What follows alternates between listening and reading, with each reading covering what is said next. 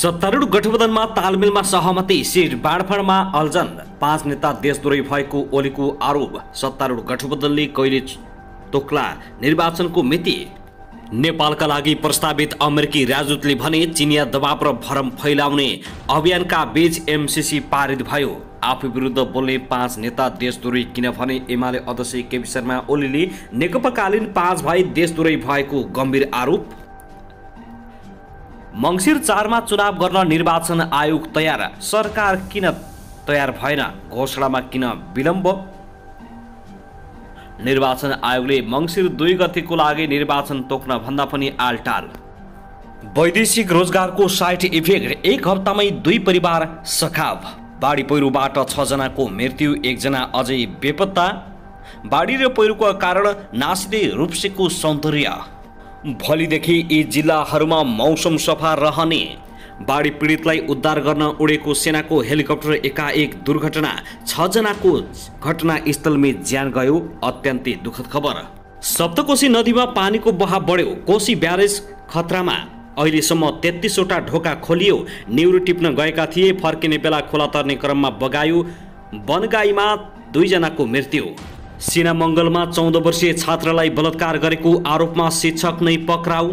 Mayor बालन शाहले गरे बानेश्वरको footpath अवलोकन। काठमाडौँबाट धादिङ र चितवन भएर गुड्ने लामो दूरीका सवारी साधन सञ्चालनमा रोक।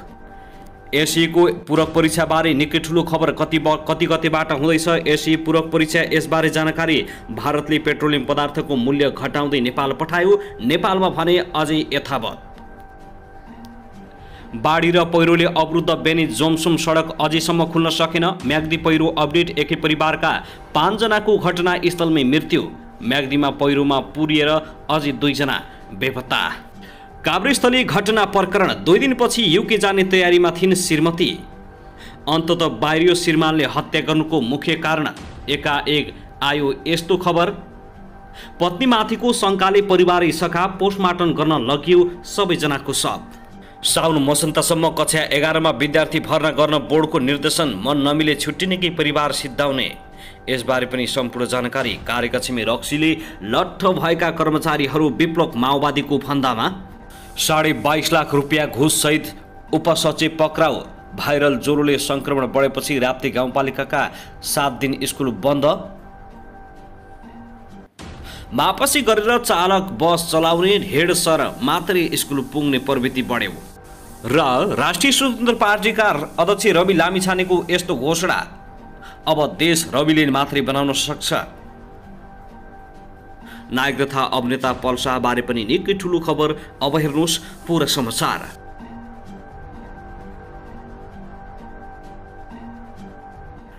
दर्शक नमस्कार, युट्युब च्यानल नेपाली खबर मिडियामा तपाईहरूलाई हार्दिक स्वागत छ। यदि हाम्रो च्यानललाई अहिलेसम्म सब्स्क्राइब गर्नुभएको छैन भने सब्स्क्राइब गरी नजिक रहेको बेल आइकन दबाई हामीसँग जोडिनुहोला। दर्शक सदा झैं आज पनि हामी तपाईहरुमाझ देशभरका विभिन्न खबरका साथ उपस्थित भइसकेका छौं। यो भिडियोलाई अन्तिमसम्म हेरी हामीले साथ दिनुहोला। दर्शक हाम्रो मेहनतको लागि एउटा सानो लाइक गर्न भनी नभुल्नुहोला। कहाँदेखि हेर्दै हुनुहुन्छ, के भन्न चाहनुहुन्छ, तपाईको मनमा लागेको प्रतिक्रिया अवश्य पनि कमेन्ट गर्न नभुल्नुहोला। दर्शकबिन के तपाईँ हाम्रो च्यानलमा नियमित श्रोता हुनुहुन्छ? यदि नियमित हुनुहुन्छ भने तल कमेन्ट बक्समा नियमित अथवा रेगुलर लेख्नुहोस्। यदि तपाईँ नयाँ हुनुहुन्छ भने सब्स्क्राइब गरी जोडिनुहोस्, ताकि नयाँ अपडेटका साथ हामी तपाईहरुमाझ दैनिक रूपमा उपस्थित हुने गर्दछौँ। हाम्रा अपडेटहरू तपाईहरूलाई के कस्तो लागिरहेका छन्, सल्लाह सुझाव प्रतिक्रिया अवश्य पनि छोड्न नभुल्नुहोला। दर्शकबिन आउनुहोस् आजको पहिलो खबरतर्फ लागौं। आगामी प्रतिनिधि र प्रदेशसभा निर्वाचनमा चुनावी तालमेल विषयमा सत्तारूढ गठबन्धनभित्र सहमति त छ, तर गठबन्धनभित्र कसरी र कुन मोडालिटीमा सिट बाँडफाँड हुने भन्ने विषयमा भने पेचिलो बन्दै गइरहेको छ। सिट बाँडफाँडमा व्यापक उल्झन हुन सक्ने समेत देखिएको छ। प्रमुख सत्तारूढ दल नेपाली कांग्रेसले गत असारमा 6 दिन बसेको केन्द्रीय समिति बैठकबाटै आगामी निर्वाचनबाट सत्तारूढ दलबीच चुनावी तालमेल गर्ने निर्णय गरेको थियो। सो निर्णयको गठबन्धनमा आबद्ध दल नेकपा माओवादी केन्द्र, नेकपा एकीकृत समाजवादीले स्वागत गरेका थिए।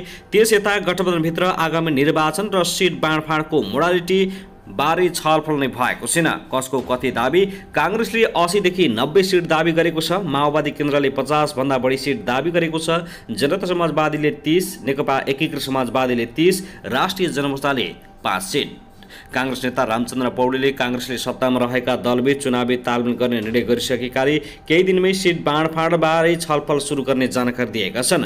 कांग्रेसले सत्तामा रहेका दलबीच चुनावी तालमेल गर्ने निर्णय गरिसकेको छ। उनले थप प्रश्न पार्दै भने सबै दल त्यसमा सहमत छन्। केही दिनमै गठबन्धन बैठक बस्छ र सिट बाँडफाँड बारे छलफल गर्छ। निर्वाचन आयोगले मङ्सिर 2 मा निर्वाचन मिति प्रस्ताव गरिसकेको छ, तर गठबन्धनभित्र निर्वाचन मिति विषयमा छलफल भएको छैन। स्रोतका अनुसार 4 मङ्सिरमा निर्वाचन गर्ने सरकारको तयारी छ। प्रतिनिधि सभामा प्रत्यक्षतर्फ 165 र समानुपातिकतर्फ 110 सिटको संवैधानिक व्यवस्था छ। चुनाव विषयमा गठबन्धन स्पष्ट छ। प्रतिनिधि सभासम्म नै गठबन्धनसँगै जान्छ। सत्ता गठबन्धनमा आबद्ध माओवादी केन्द्रका नेता वर्षमान पुनले भनेका छन्, आन्तरिक रूपमा के कसरी सिट बाँडफाँड गर्ने भन्ने विषयमा अब छलफल सुरु हुने भएको छ। दर्शकबिन त्यसैगरी आउनुहोस् अब अर्को खबरतर्फ लागौं। चितवनमा एक दम्पतिको मृत्यु भएको एक सातापछि काठमाडौँमा अर्को परिवार नै सखा भएको छ। साउन 8 गते राति र 25 गते राति फरक ठाउँमा यी दुई घटना वैदेशिक रोजगारसँग जोडिएका छन्। यी दुवै ठाउँका पुरुष वैदेशिक रोजगारीमा गएर फर्किँदा श्रीमतीमाथि शंका गर्न थाले। विदेशमा कमाएको सम्पत्तिमा विवाद भयो। त्यही शंका र सम्पत्तिको विवादले सखा भयो परिवार। भरतपुर महानगरपालिका 10 का कृष्णप्रसाद आचार्यले साउन 8 गते राति श्रीमती रुस्मा घिमिरेको विवश हत्या गरे। हत्यापछि छतबाट हाम फालेका उनको पनि ज्यान गयो। उनीहरू भोलिपल्ट छोडपत्र गर्ने तयारीमा थिए। 1.5 महिना पहिले मात्रै वैदेशिक रोजगारीबाट फर्किएका कृष्णप्रसादले श्रीमतीमाथि शंका गरे। श्रीमतीलाई थाहै नदिई कृष्णप्रसाद फर्किएपछि घर झगडा सुरु भयो। उनीहरूको घर झगडा प्रहरी कार्यालयसम्म पुग्यो। प्रहरीले छलफल गराए पनि उनीहरू मिल्न सहमत भएनन्। अन्ततः डिभोर्सको तयारी भएको थियो। डिभोर्सको अघिल्लो रात कृष्णप्रसादले श्रीमतीको ज्यान लिए र आफ्नो पनि प्राण त्यागे। त्यसको ठीक 1 हप्तापछि काठमाडौँको तारकेश्वर नगरपालिका काभ्रेस्थलीमा अर्को परिवार सखा भयो। दिनेश पाण्डेले श्रीमती र छोराछोरीको हत्या गरेर आफूले आत्महत्या गरे। यो घटना पनि श्रीमान श्रीमतीको शंकाकै कारण भएको प्रहरीको प्रारम्भिक निष्कर्ष छ। दिनेश 11 वर्ष वैदेशिक रोजगारीमा कुवेत बसेर फर्किएका व्यक्ति हुन्। उनी बसेरै गोर्खाका दिनेशले काठमाडौँमा घर बनाए। उनले विदेशमा पसिना बगाएर सम्पत्ति त जोडे, तर फर्किएपछि पारिवारिक सम्बन्ध राम्रो भएन।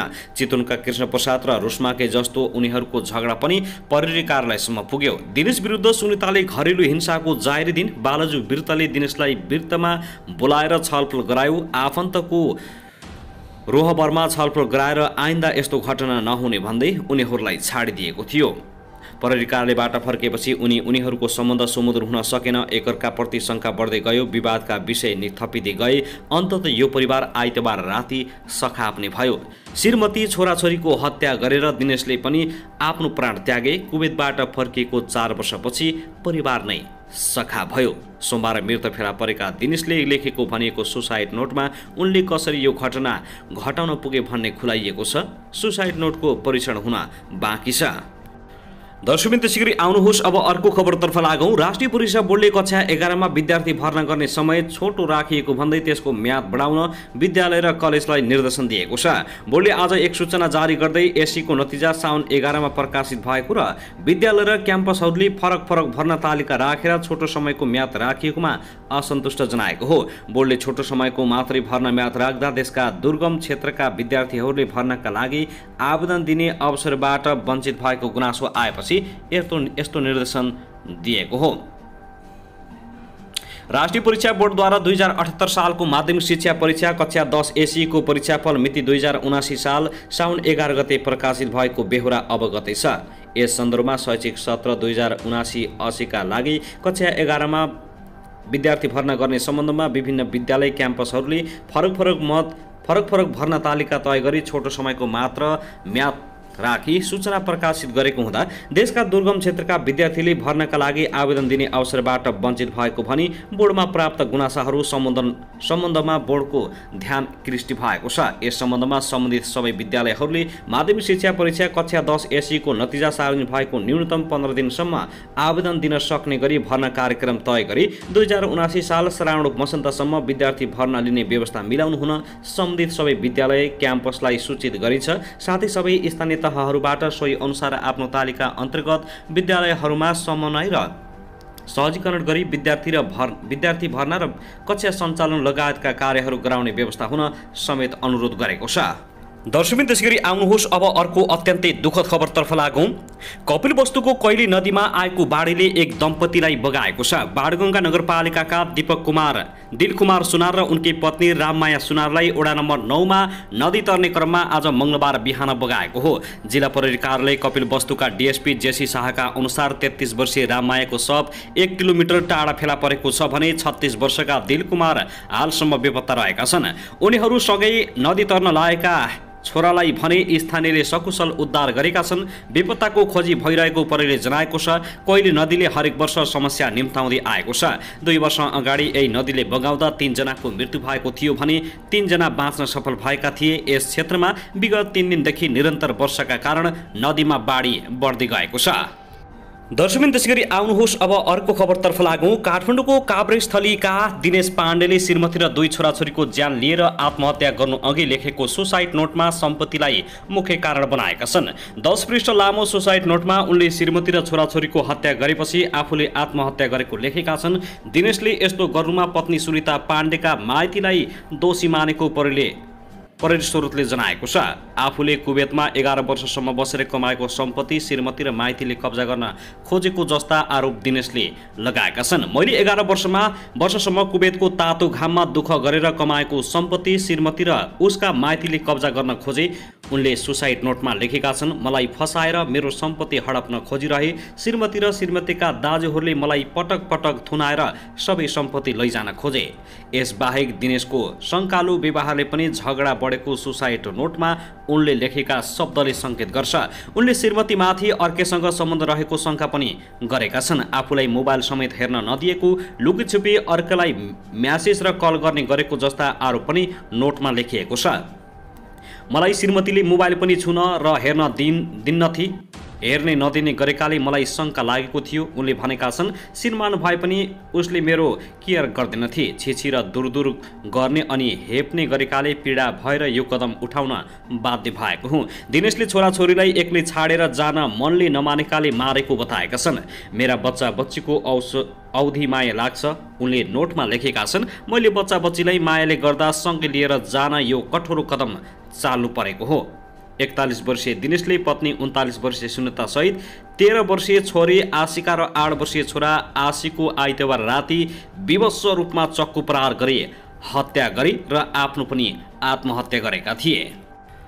दर्शकबिन त्यसैगरी आउनुहोस् अब अर्को खबरतर्फ लागौं। पाकिस्तानको बलुचिस्तानमा सेनाका शीर्ष अधिकारीहरू चढेको हेलिकप्टर बेपत्ता भएको छ। हेलिकप्टर दुर्घटना भएको रिपोर्टको हौला दिँदै र बलुचिस्तान पोस्टले दाबी गरेको छ, तर यसको आधिकारिक पुष्टि हुन सकेको छैन। पोस्टले हेलिकप्टर दुर्घटना स्थलमा उद्धारकर्ताहरू अझै पुग्न बाँकी रहेको जानकारी दिएको छ। पाकिस्तानको बलुचिस्तानमा बाढीका कारण विनाशको अवस्था छ। यहाँको लसबेलामा बाढी पहिरो राहत कार्यमा खटिएको सेनाको हेलिकप्टर बेपत्ता भएको हो। यो हेलिकप्टरको एटीसीसँग सम्पर्क विच्छेद भएको छ। पाकिस्तानका डीजीआईजी एसपीआरले ट्विट गरेको छ। पाकिस्तानी सेनाको एक उडान हेलिकप्टर बलुचिस्तानको लसबेलामा बाढी राहत अभियानमा संलग्न थियो। यसको एटीसीसँग सम्पर्क विच्छेद भएको छ। उक्त हेलिकप्टरमा कमान्डर सहित 6 जना सवार थिए। यी सबै मानिसहरू बलुचिस्तानमा बाढी राहत अभियानको निगरानी गरिरहेका थिए। अहिलेसम्म हेलिकप्टरबारे कुनै आधिकारिक जानकारी आएको छैन, तर अपुष्ट खबरमा हेलिकप्टर दुर्घटना भएको बताइएको छ। पाकिस्तानी प्रहरी अधिकारीले खराब मौसमका कारण खोजी अभियान रोकिएको बताएका छन् भने मंगलबार बिहान फेरि खोजी सुरु भएको बताइएको छ। दर्शकबिन त्यसैगरी आउनुहोस् अब अर्को खबरतर्फ लागौं। प्रतिकूल मौसमका कारण आज मंगलबार पोखरामा निर्धारित सबै उडान रद्द भएका छन्। मंगलबार पोखराबाट निर्धारित र अन्य गन्तव्यबाट पोखरा जाने सबै उडान रद्द भएको हो। बुद्ध एयरले मंगलबार पोखरामा निर्धारित सबै उडान प्रतिकूल मौसमका कारण रद्द भएको जानकारी गराएको छ। त्रिभुवन अन्तर्राष्ट्रिय विमानस्थल कार्यालयका अनुसार पोखरामा उपकरणमा आधारित अवतरण प्रणाली नभएका कारण कम भिजिबिलिटी हुँदा उडान प्रभावित हुने गर्दछ। पोखरा बाहेक विमानस्थलमा भने जहाजहरू उडिरहेका छन्।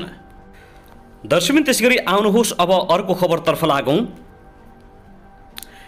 काठमाडौँको सिनामङ्गलमा छात्रालाई बलात्कार गरेको आरोपमा प्रहरीले एकजना शिक्षकलाई पक्राउ गरेको छ। पक्राउ पर्नेमा ललितपुरको जावलाखेल स्थित फ्युचर स्टार कलेजमा पढाउने सन्तोष कठेत पक्राउ परेका हुन्। सिनामङ्गल स्थित होटलमा छात्रालाई बलात्कार गरेको आरोपमा शिक्षकलाई पक्राउ गरेको जिल्ला प्रहरी परिसर काठमाडौँका एकजना अधिकृतले जानकारी दिएका छन्। बलात्कृत छात्रा ती शिक्षकसँग ट्युसन पढ्थिन्। घटनाबारे प्रहरी विरुद्ध गौशालाले अनुसन्धान गरिरहेको छ।